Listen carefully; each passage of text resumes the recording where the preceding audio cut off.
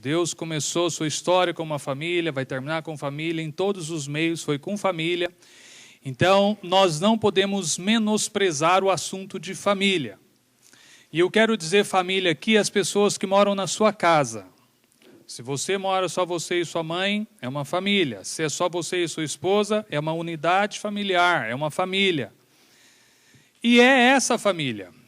Então, geralmente, nós temos aqui, um exemplo, se a gente for fazer uma pesquisa, exemplos diversos de famílias.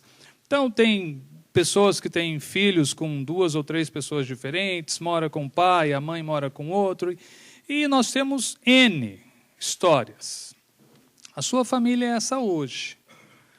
Então, isso pode ser uma boa notícia ou você pode se entristecer com isso.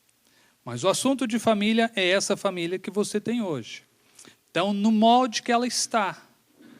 Eu só moro eu com a minha mãe. Então, você e sua mãe é essa família hoje, né? O pai ou foi-se ou aconteceu alguma coisa.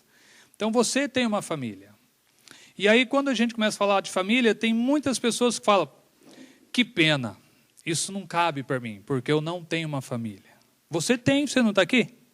Você tem uma família. De alguma forma, você tem uma família. Pode não ser nesse padrão família doriana, mas você tem uma família e legalzinha. E é com essa e é através dessa que as coisas vão acontecer. Tá bom? Então, Deus criou ordem em tudo. Você pode completar aí na sua apostila. Deus criou ordem em tudo. Tudo, tudo, tudo. Não é um legalismo, mas Deus criou através de princípios. Obedece a alguns princípios. É assim na natureza, é assim com a gente também. Então, se você plantar um pé de piqui, vai nascer piqui. Só que tem que plantar lá em Goiás, eu acho, né? Porque o clima daqui acho que não vai ajudar. Você não vai colher outro fruto dessa árvore. É a natureza, tem princípios dentro disso, tem princípios dentro dessa semente. Então, tem ordem em tudo, liberdade, mas com ordem, não algo legalista. Então, eu não quero só dizer dessa questão de ordem, dos papéis de cada um, mas do princípio que Deus colocou através da família. Então, isso começou com tantas famílias, não vou me prolongar com elas, mas quando chegou em Abraão, ele falou, em ti serão benditas todas as famílias da terra. Então, Deus tem um alvo para as nossas famílias, Deus quer as nossas famílias, espera pelas nossas famílias. Eu não posso negligenciar o meu papel hoje na família. Qual é o seu papel hoje na família? Eu só tenho 13 anos, 15 anos, 18 anos. Você tem um papel, você tem uma função. A sua família não é um shopping que você consome coisas. Você consome algo que o seu pai dá, consome um serviço da mamãe, você consome a paciência da sua irmã. Não é isso. Lá não é um shopping. Lá é algo que precisa de você pôr a sua mãozinha, a sua participação para que a família fique melhor. Entendeu? Está comigo? Beleza, eu acho que depois daquela palavra de manhã, está todo mundo meio triste, né? Eu também estou triste. Essa mensagem tem que ser por último, viu, Haroldo? Ou você manda pelo correio.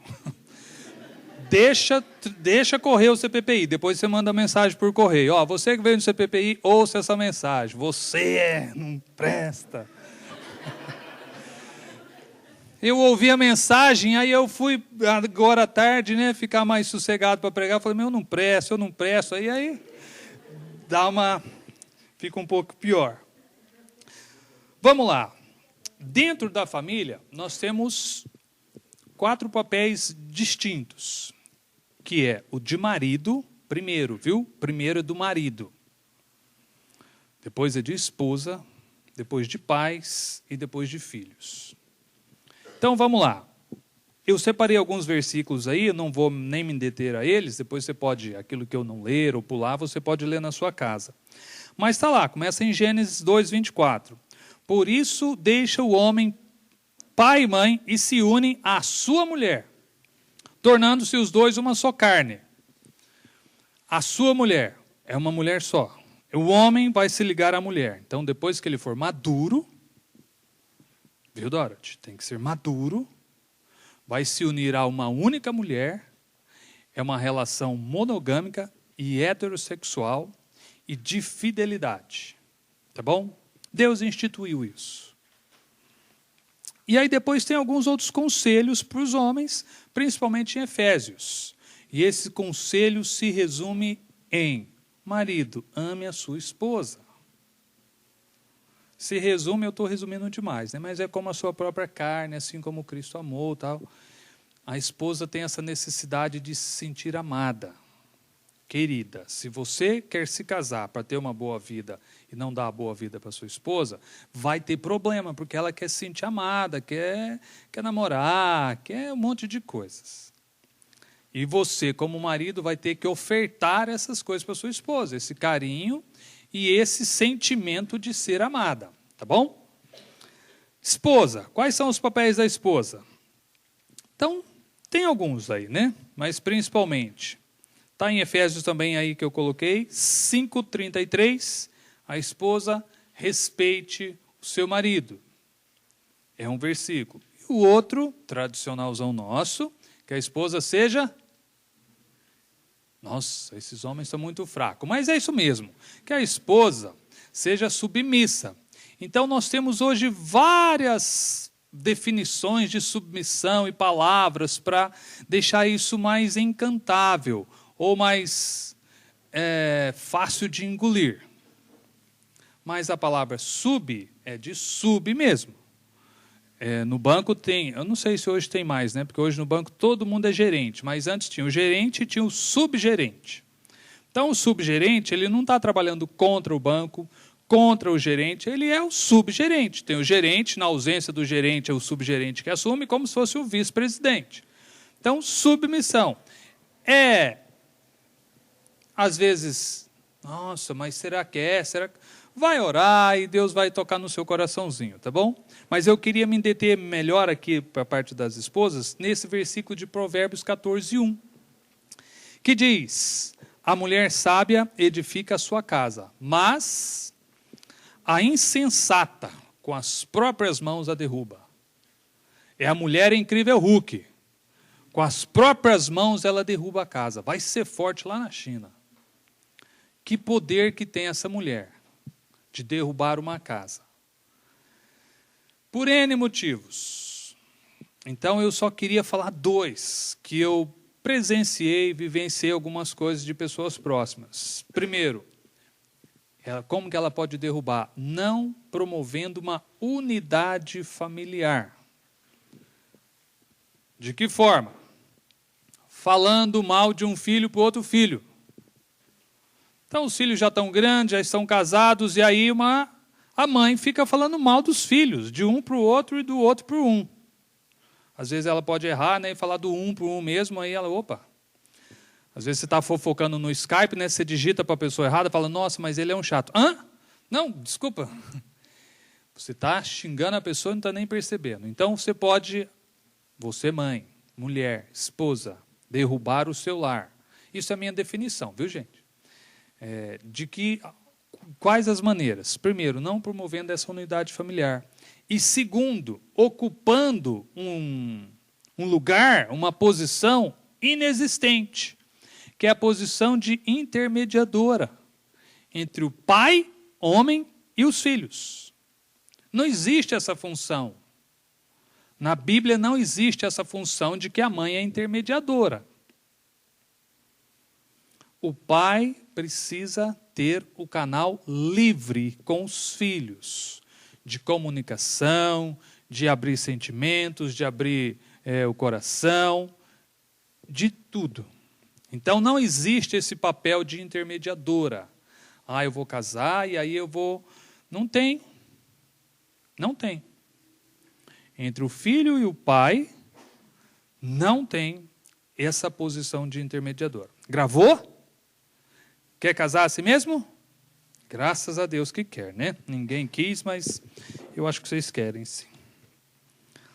Bom, deixa eu perguntar aqui. Quem aqui é solteiro? Fica com vergonha não, levanta a mão. Muito bem. Quem aqui é pai ou mãe? Muito bom. Então estamos quase meio a meio aqui nas minhas contas erradas. Pais, quais são os papéis dos pais? Eu estou passando meio rapidinho aqui, porque eu acredito que isso aqui já é algo que você já está careca de saber, né? Não dê risada. Você já deve estar careca de saber essas coisas. Foi bom a gente passar por esse detalhe, porque o filho tem que ser obediente. Olha que turma, está se entregando. Mas são assuntos que você já está sabendo, já está lidando com isso dia a dia. Eu quero chegar num outro ponto. Pais, Colossenses 3:21. Pais, não irriteis vossos filhos, para que não fiquem desanimados. Então, irritar não é você contrariar, não. Porque, como o Haroldo já falou aqui hoje cedo, precisamos ser contrariados. Ele falou outro dia lá no Encontro de Homens, o homem é maduro quando ele passa várias horas fazendo aquilo que ele não quer, que ele não gosta. Precisamos sim educar e um monte de coisa, mas o irritar é de uma forma demasiada, muito grande. Se eu não der chocolate para ele todo dia, ele não come nunca. E não tem nada a ver, entendeu? Isso são outros comportamentos. O irritar é até forçando coisas, até espirituais, e ele pode não querer nesse momento, ou principalmente, ver uma hipocrisia em você. Ele está forçando, mas não vive, está forçando, mas não vive. Então não irriteis. Efésios 6:4, vós pais não provoqueis, de novo, os vossos filhos a ira, mas criai-os na disciplina e na administração do Senhor. E aí eu quero já entrar na parte da correção, principalmente na falta de correção que vemos hoje por parte dos pais cristãos. Deixa o filho fazer o que quiser. Então temos dois exemplos de pais, basicamente, né? O permissivo e autoritário, não quero ficar falando muito disso, mas falta de correção é um grande problema hoje na vida do jovem, o jovem de 10 anos, de 15 anos, de 20 anos, que precisa de ter uma correção. E não oferecemos essa correção. Diz que o seu João, quando pegava a criançada de vara, falava, eu estou batendo em você para livrar sua alma do inferno. E é porque ele sabia do versículo bíblico. Provérbios 23:13. Não retires da criança a disciplina, pois se a fustigares com a vara, não morrerá. Ponto. Próximo versículo. Tu a fustigarás com a vara e livrarás a sua alma do inferno. Então você pode bater que não vai morrer, não. Isso não é mais ensinado, né? Porque não sei o quê, a lei, parapapá, está na Bíblia. Ela não vai morrer com a vara, mas se você tirar a vara, ela vai para o inferno. O que é melhor? Chega a varinha nela, né, e manda ela para o céu. Beleza? Vai chegar lá na porta, e aí, você apanhou no bumbum? Não, fora. Apanhou? Não, fora. Apanhei bastante, entra. Tá na Bíblia, é a minha interpretação do versículo. Você vai usar a varinha e vai livrar a alma dela do inferno. Vai chegar lá no inferno, apanhou, apanhei. Aqui você não entra. Quem levou varada não é lugar. Não vai para o inferno. Então tira seu filho, sua filha, sua criança do inferno com a varinha. Depois vocês pegam meu telefone e a gente dá um curso para vocês lá de educação de filhos, tá bom? Vambora. Filhos, agora eu vou demorar mais. Porque 70% aqui são só filhos. Todos são filhos aqui, né? Não fiz uma brincadeira, mas todos são filhos. Mas tem alguns que só são filhos, não são pais nem mães. Filhos. Êxodo 20:12. Honra teu pai e tua mãe. Para quê? Prolonga os seus dias sobre a face da terra. Efésios 6. Filhos, obedecei a vossos pais no Senhor, pois isso é justo. Colossenses 3:20. Quem aí não é pai, escreva aí Colossenses 3:20 de vermelho e pinta de amarelo em cima. Filhos, em tudo obedecei a vossos pais que são crentes da sua igreja, pois fazê-lo é grato diante do Senhor. Certo? Ué, minha Bíblia está errada. Na Bíblia certa está escrito: filhos, em tudo obedecei a vossos pais. Quem é o seu pai? É o João? Beleza, é ele que você tem que obedecer. Não é se ele é da igreja, se ele não é da igreja, se ele está certo ou se ele está errado. Você tem que obedecer em tudo. Seu pai está escrito na Bíblia, não precisa brigar comigo não, viu, irmãos? Está escrito aqui no livro preto. É só seguir. Em tudo, obedecei a vossos pais. Ele coloca: pois fazê-lo é grato diante do Senhor.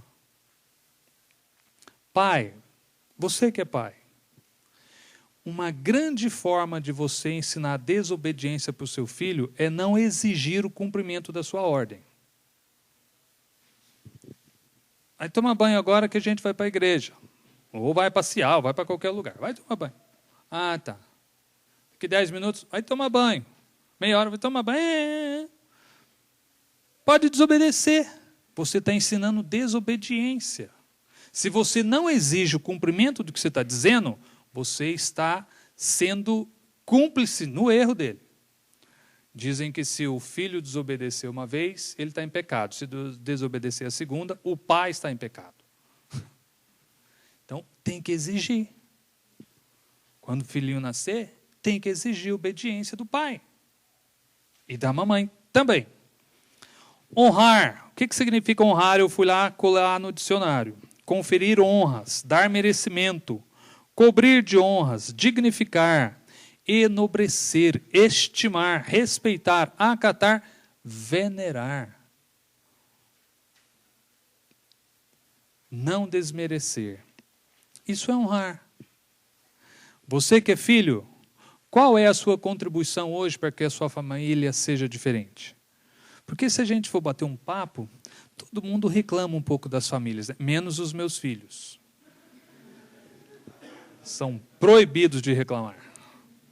Mas todo mundo, reclama. Certo. Qual é a sua contribuição para que isso seja diferente? Você jovem, que está me olhando aí. Qual é?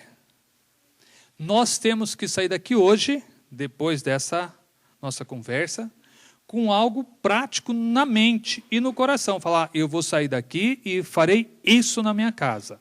Você, filho, filha, esposa, esposo.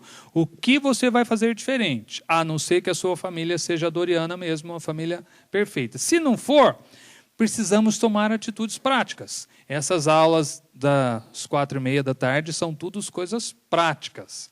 Coisas para você sair daqui e apertar os botões lá. O que precisamos fazer? Então, você, jovem, qual será a sua atitude depois disso? Então, você já tem que ir somando 2 mais 2, 4 mais 4, para ver, eu vou fazer mais isso, mais aquilo, Depois eu dou umas dicas para vocês, tá bom? Para vocês não acharem que estão perdidos.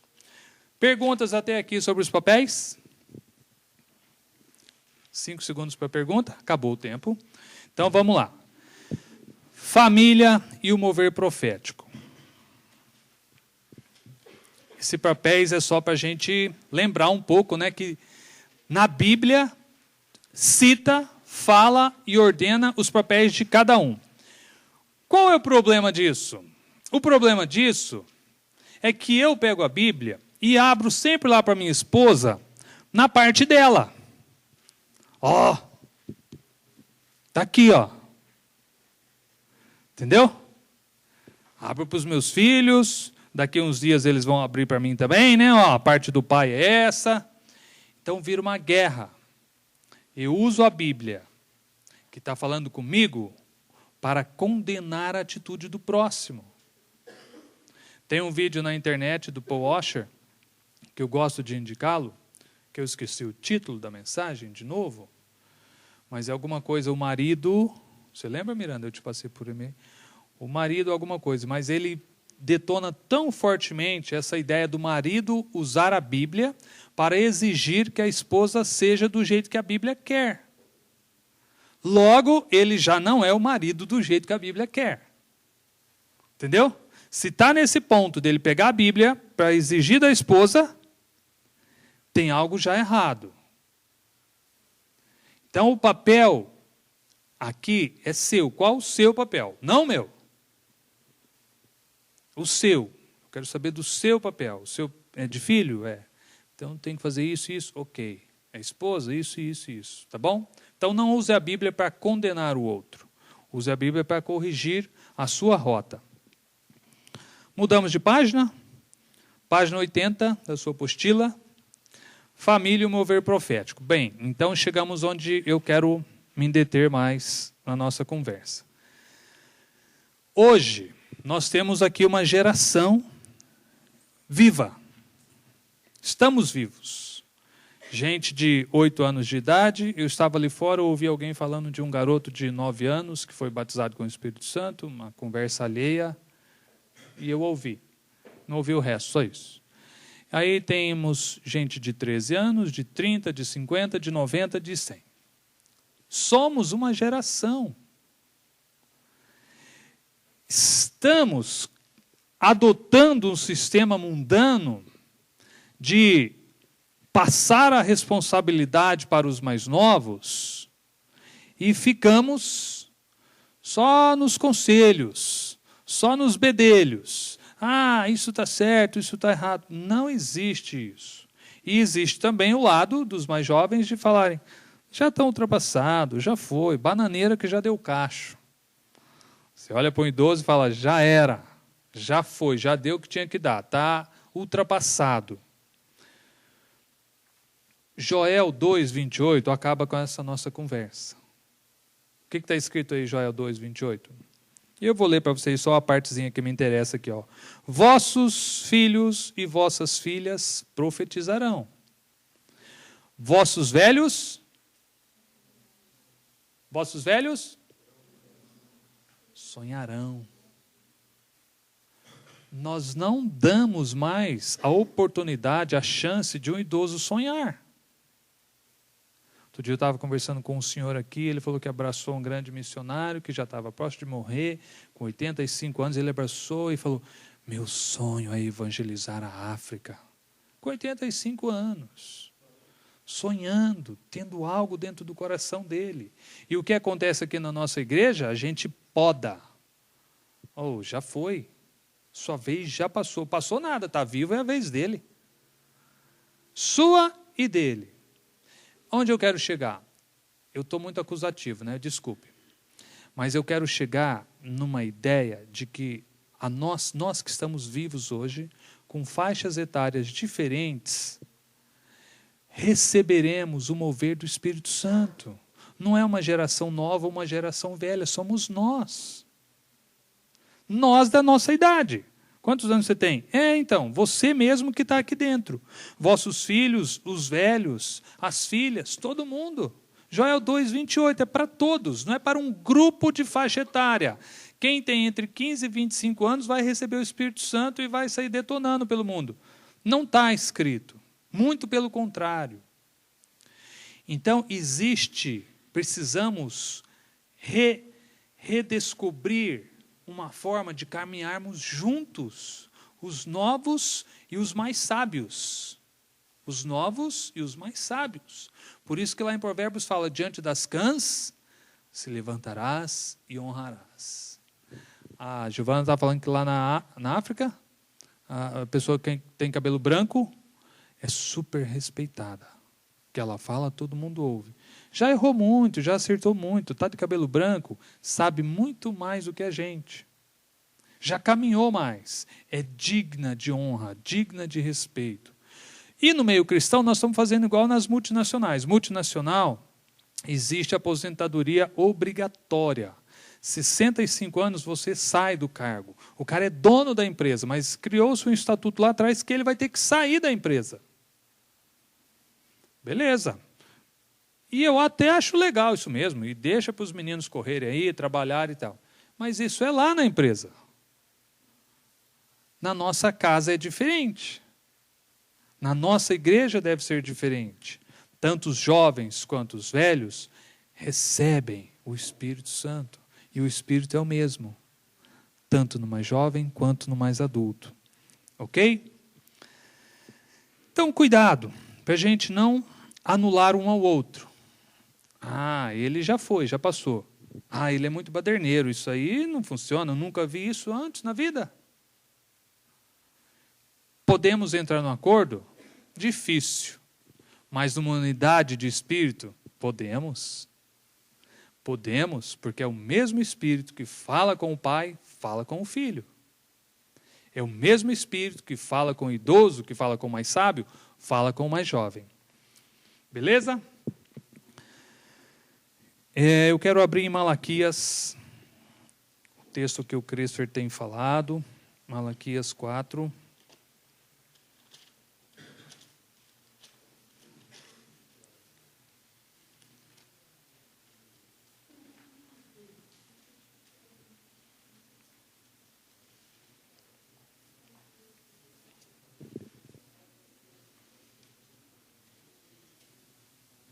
Malaquias 4, versículo 5. Eis que eu vos enviarei o profeta Elias, antes que venha o grande e terrível dia do Senhor. Ele converterá o coração dos pais aos filhos e o coração dos filhos a seus pais, para que eu não venha e fira a terra com maldição.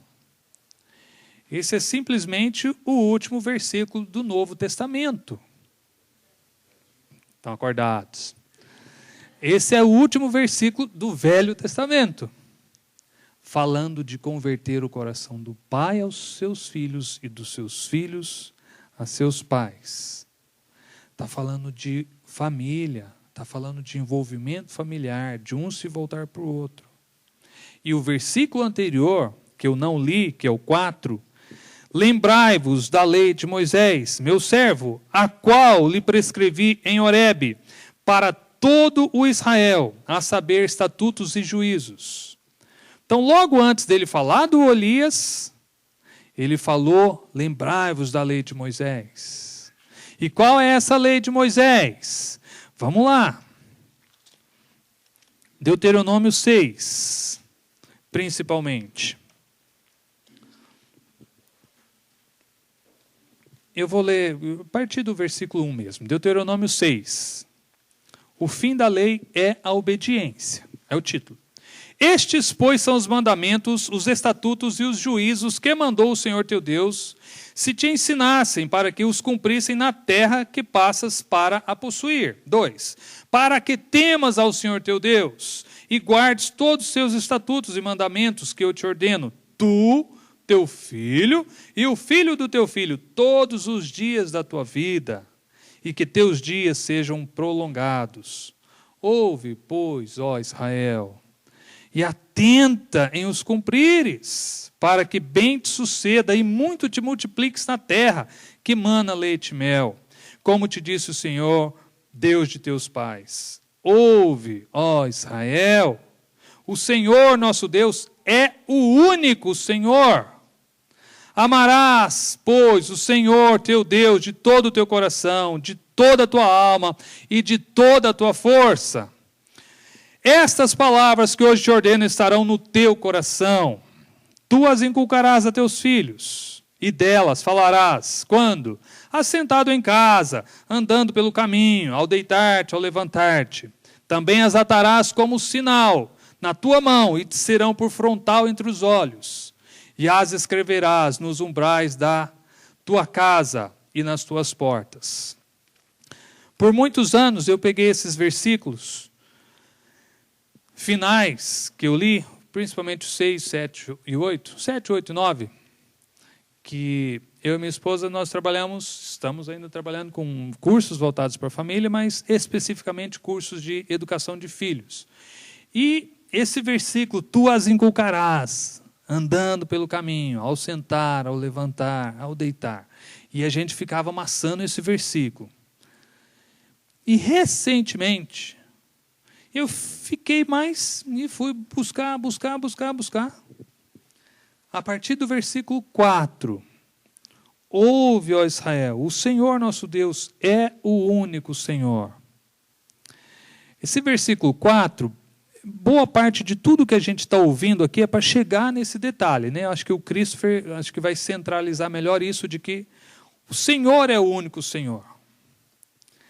Aí, no 5, ele fala, amarás, pois, o Senhor teu Deus. No 6, estas palavras que hoje te ordeno estarão aonde? No teu coração. Depois que essas palavras estiverem no teu coração, depois desse pequeno detalhe, é que entra o versículo 7, tu as inculcarás. Como que eu vou inculcar algo no coração do meu filho, sendo que isso não está no meu coração? Como que eu vou falar para o meu filho, ame o Senhor teu Deus de todo o teu coração, sendo que eu amo prazeres mundanos? Como que eu vou exigir dele, filho, vamos buscar a Deus, sendo que eu estou buscando meus prazeres carnais? Como que eu posso criar uma família, sendo que eu não temo o Senhor? Como que eu posso dizer eu amo minha família, sendo que eu não amo o Senhor? Eu me amo demais. Eu me amo demais. Sou muito precioso. Eu gosto de recolher coisas para mim. Aliás, vocês deviam fazer isso também, me ajudar. Ver que eu sou especial e que eu preciso de mais. Eu não me basto assim, as coisas não me bastam. Eu preciso sempre de mais, sempre buscando mais. E daí o meu filho vê e fala, como que ele fala para eu amar o Senhor Deus, sendo que ele é esse show de egoísmo, de egocentrismo? Estas palavras estarão no teu coração. E aí você vai inculcar isso na vida do seu filho. Então as palavras que Deus mandou, que Ele fala, o fim da lei é a obediência. As palavras que Ele mandou, se estiverem guardadas no meu coração, resolvemos o problema, tanto de pai, de esposa, de marido, de filho, de tudo. A questão é, se eu viver para mim, como que uma esposa quer ser submissa a um cara que só quer ficar trocando as rodas do carro? Uma roda mais bonita do que a outra, R$8.000 um jogo de rodas. Então, mas e o sofá? Acabou o sofá. Não, mas olha o carro. Se um cara, um show de egoísmo também, e nada a ver, né? Roda de carro, ficar gastando fortunas. Tem gente lá na minha cidade que compra um carro por R$4.000 e gasta 9 de som. E o carro quase nem anda. Vale mais, tem mais som do que carro. Eu posso estar de carro, esse problema eu não vou ter, mas eu tenho vários outros, né? Que eu não vou falar nenhum para vocês. Isso é um segredo meu. Mas isso é porque a palavra do Senhor não tomou todo o meu coração. Como que ele fala aqui antes, no 5, amarás, pois, o Senhor teu Deus de todo o teu coração, de toda a tua alma e de toda a tua força. Nós estamos gastando a nossa força em outras coisas, em outros lugares, em outros mundos, em outros reinos, não no reino de Deus. Ai, meu querido, dá vontade de chorar, de nos enxergarmos assim, quão ruim o nosso coração, o quão distante está o nosso coração do Senhor. E como eu posso ser tão hipócrita de dizer para os meus filhos, ame ao Senhor, e eu buscando somente aquilo que me agrada e não buscando agradar ao Senhor. Se você é pai ou mãe, preste atenção nesse detalhe. Eu estou amando ao Senhor de toda a minha força, de todo o meu coração? Beleza. Filhão, vamos caminhar, vamos sentar, vamos deitar e vamos inculcar nele as palavras do Senhor, os estatutos de Deus. Mas se eu não tenho, se eu vivo para mim, ele vai ver o quê? Como é que se vive? Vive assim e assado. A nossa vida cristã tá uma vida, ela é uma vida paralela, né?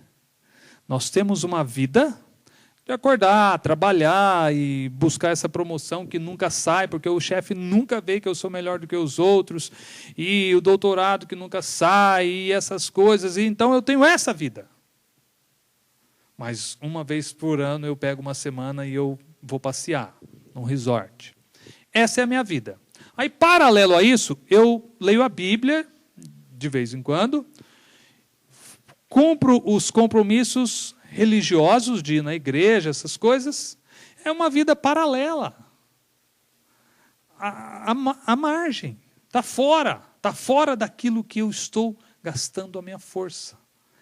E toda a sua força é toda a sua força. Eu estou gastando minha força para carregar lenha molhada, lenha que não vai servir para nada.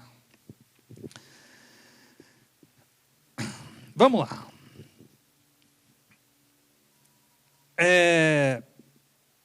Essa unidade familiar que nós estamos dizendo vai acontecer depois que nós, todos os membros da família, estivermos com o coração voltados para o Senhor, os estatutos do Senhor dentro do nosso coração.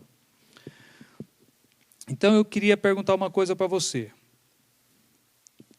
Noé foi chamado para construir uma arca. Não tinha chuva, não tinha computador, não tinha força elétrica, não tinha motor, e ele teve que serrar madeira, cortar madeira, calcular, escrever e desenhar e um monte de coisas. E a arca era grande, muito grande, 150 metros de comprimento, 3 andares. E Noé ficou lá dentro 1 ano. Se fizer as contas lá, dá 1 ano ele ficou lá dentro. 40 dias chovendo e depois, 1 ano quase. Não é fácil não, gente. E pegar tudo o cocô do elefante, jogar fora, não é brincadeira. Mas quando deu, opa, eu vou ter que construir a arca, porque Deus mandou. Ele chamou a garotada e falou o seguinte, para o doutorado, ligou para o filho dele e falou, filho, dispensa a sua vaga em Harvard, venha para casa que nós vamos construir a arca. Ele mudou toda a vida da família. Filhão, onde você está? Ele tinha outro que era mais boizão. Eu estou curtindo férias no Havaí, pegando altas ondas. Vem embora. Ele acabou com a graça de todo mundo, com os planos terrenos, porque ele ouviu a voz de Deus e deu vazão para aquilo. E os filhos ouviram o pai. Os filhos pararam a sua vida terrena para construir algo que Deus tinha falado para o pai. Eles se submeteram a isso e foram construir a arca. E por causa disso estamos aqui hoje vivos. Você pararia hoje a sua vida para seguir o seu pai em algum plano que Deus falou para ele? Precisa responder não. Só pense. Será que eu pararia esse curso de vida que eu estou tomando hoje para seguir o meu pai de algo que Deus falou para ele? Mas Deus falou foi para o meu pai, mas falou para a família dele, que inclui você.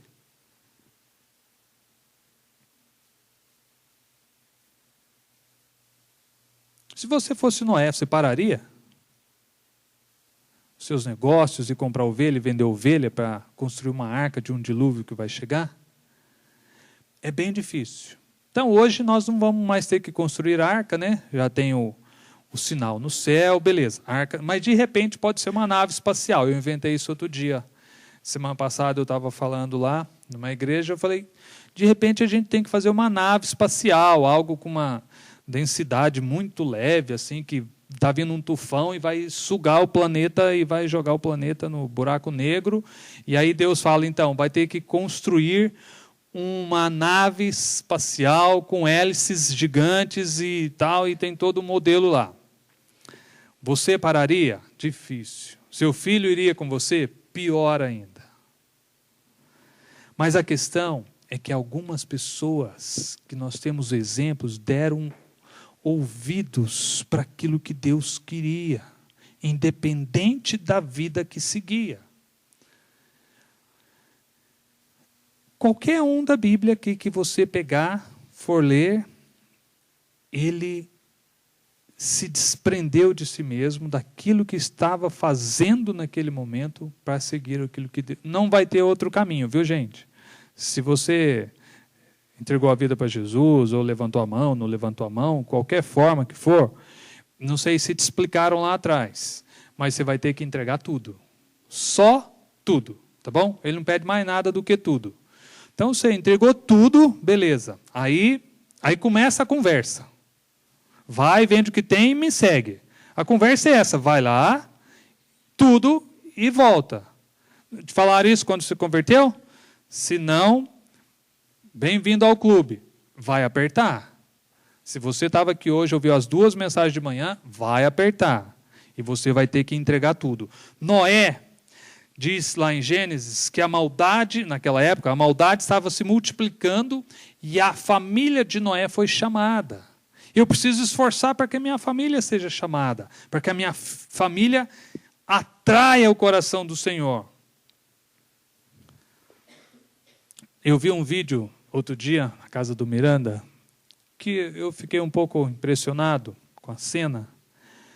É um filme que mostra Abraão levando Isaac para ser sacrificado. Isaac, um garotinho, então caminharam por alguns dias, chegou lá no pé da montanha, os servos de Abraão ficou e subiu só Abraão, um senhor de idade avançada, 100 e poucos anos, e um garotinho muito levado, muito espertinho, igual os garotinhos que a gente tem hoje.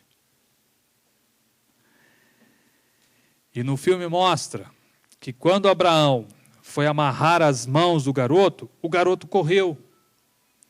Deu uns passos para trás e ficou numa distância do pai de uns 3 metros. O pai não conseguiria mais pegar Isaac. Isaac era só dar uns pulinhos naquela montanha abaixo, o pai não alcançava mais. E o pai não precisou falar muita coisa, não.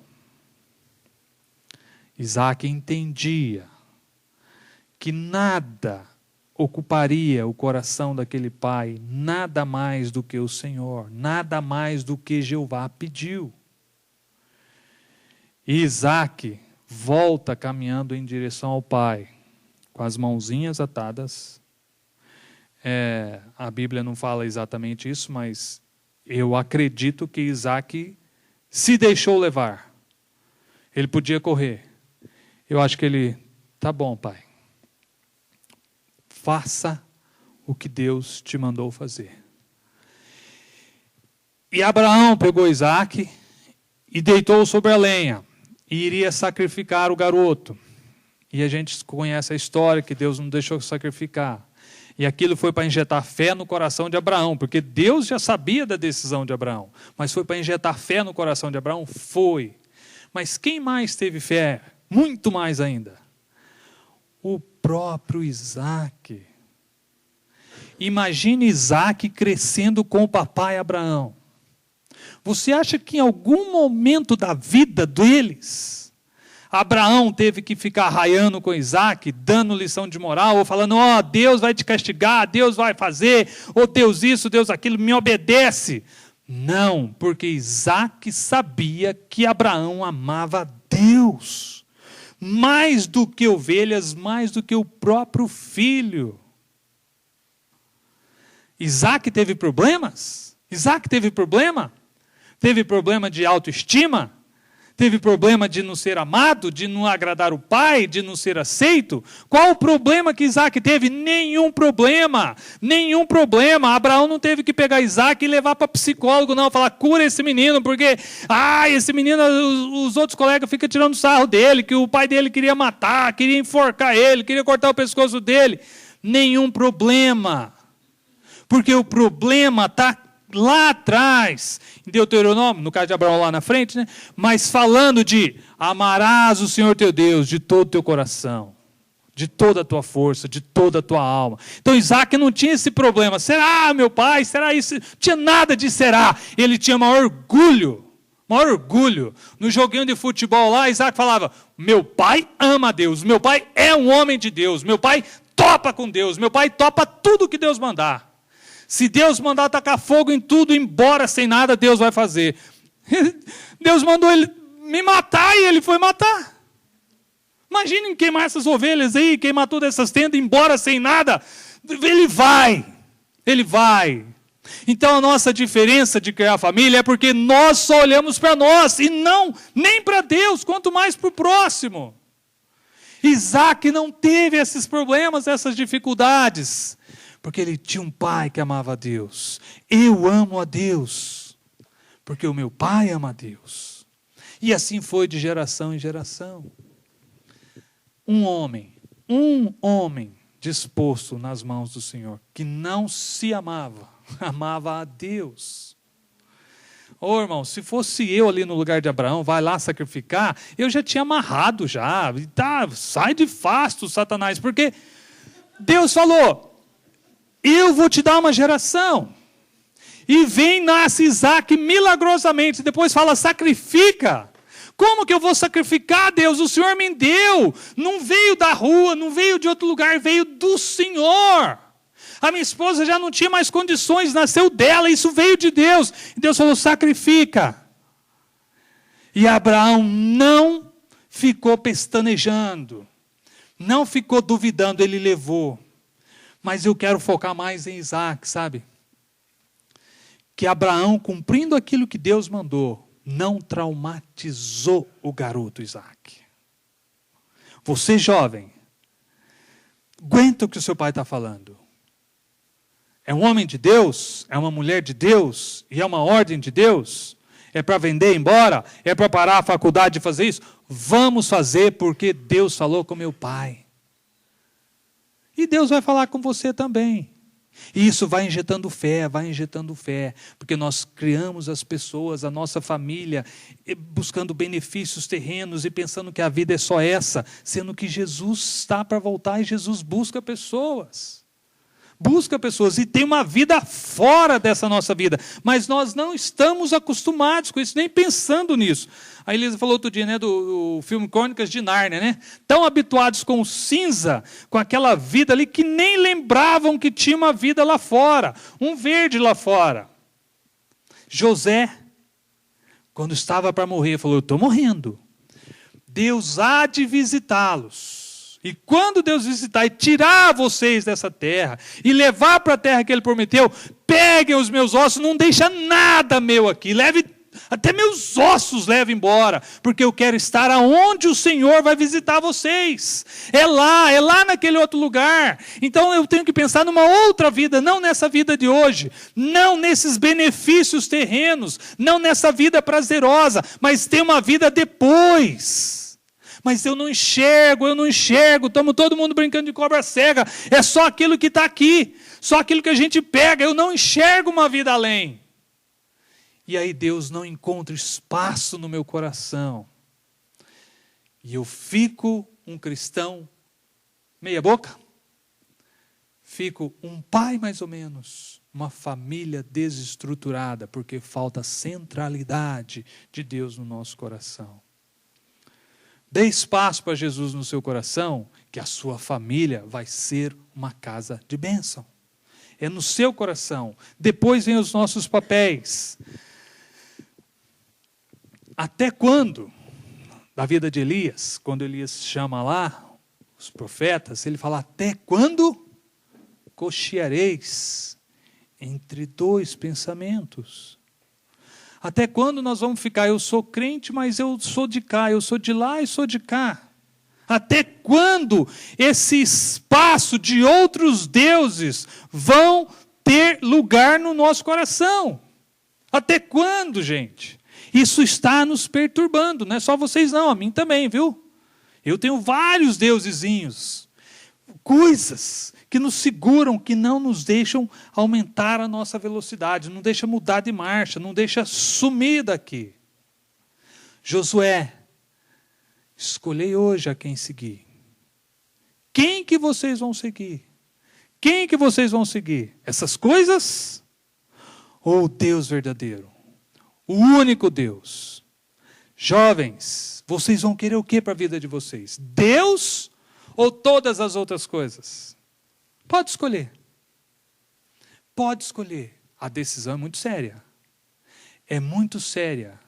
Decida já ainda, enquanto jovem. E você terá consequências eternas dessa sua decisão. Deus ou as outras coisas? Até quando nós vamos ficar balançando entre esses dois pensamentos? Até quando? Que Deus nos abençoe. 8 minutos antes, eu queria chamar de novo o pessoal da música para a gente cantar essa música que cantamos antes, que todos já ouviram. Oh. Espera aí que tem aqui na minha apostila, o Haroldo me lembrou, que eu não falei nem de Ló, nem de Raabe, está aí no meu rascunho aí. Ló. Quem foi Ló? Parente do pai da fé. Ló era parente chegado, estava viajando com Abraão, conhecia as coisas. Quando chegou a um determinado ponto, pode escolher Ló. Ló viu aquilo que era bonito. Falou, é para cá que eu vou. E foi armando a sua tenda. Foi caminhando, abrindo concessões, dando mais espaço, chegando mais próximo do centro da imoralidade mundial da época. Pronto. Chegou lá ele ficou. O anjo chegou, falou, Ló, vambora que eu vou destruir. Pegue a sua família e saia desse lugar. Ló foi lá falar com os candidatos a genro dele, os futuros genros. Negadinha, seguinte, Deus vai destruir isso aqui com fogo. Ha. A Bíblia fala que pensava que ele estava gracejando, contando piada.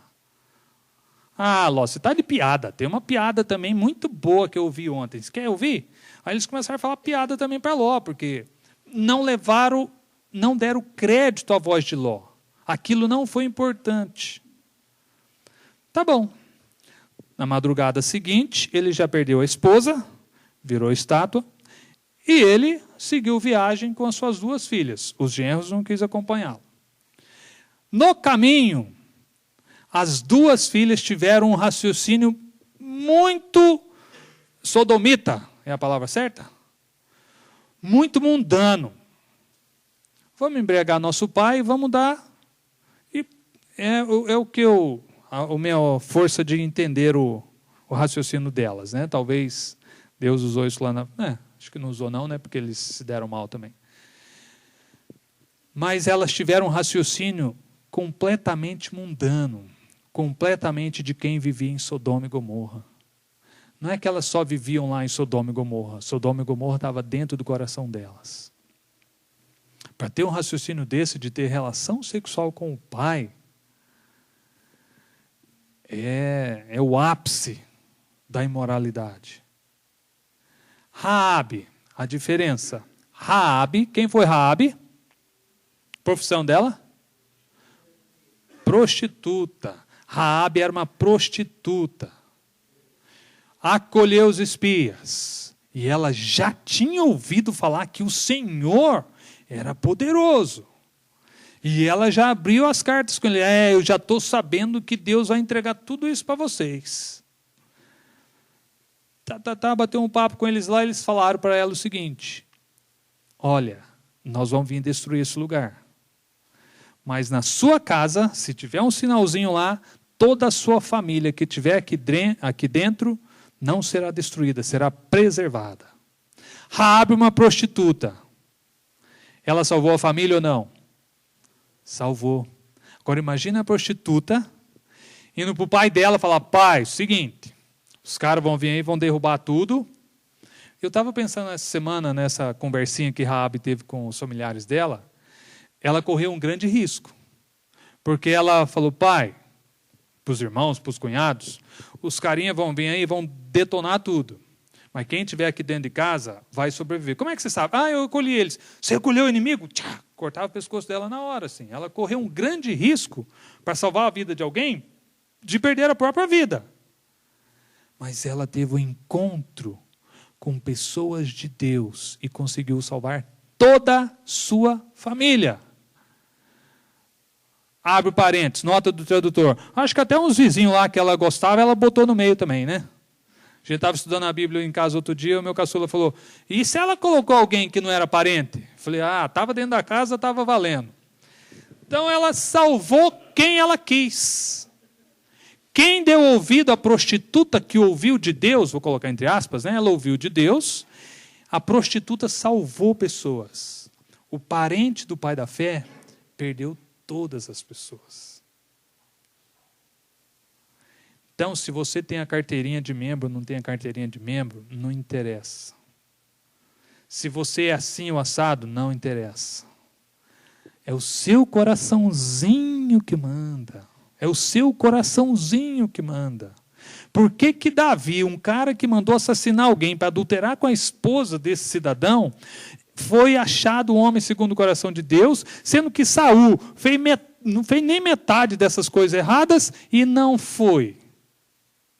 É o coraçãozinho. É o seu coração, é dele que procedem as fontes.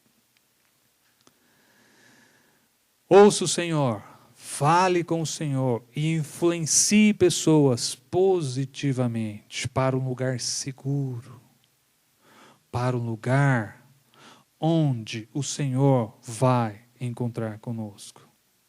Essas pessoas ficaram lá dentro da casa de Raabe. A gente não sabe por quantos dias, mas que pelo menos 7 dias foram. Porque os espias foram embora, aí armaram não, né? Deus deu o plano. E aquele plano incluía 7 dias de ficar dando voltinha lá. Então, pelo menos 7 dias, a casa da prostituta estava assim de gente. Assim. E imagine, nossa, os vizinhos, agora foi outro lá, agora tem, nossa, o negócio lá está horroroso mesmo, virou Sodoma e Gomorra mesmo. Mas ela salvou, porque ela teve contato com algo vivo de Deus. Deus estava passando por aquela região. E não sei, eu acho que Raabe caiu na misericórdia de Deus, sabe assim? Acho que Deus olha para alguns e fala, esse. E o nome de Raabe está lá em Mateus. Genealogia do nosso Senhor Jesus Cristo. Raabe, Ló não está. Raabe está. Carteirinha de membro? Eu sou amigo dos caras, sou amigo do pregador, carrego a Bíblia de não sei quem, papapá, fui aluno desse, aluno daquele outro. Certo? Legal, isso é bom. E daí? A prostituta não tinha nada disso, nenhuma credencial, nada que ela falava até aquele dia era digno de confiança, digno de ser escrito. Mas ela preservou a família dela. Preserve a sua família com o encontro com Jesus. Tenha um encontro com o Senhor, preserve a sua família. Deus nos abençoe.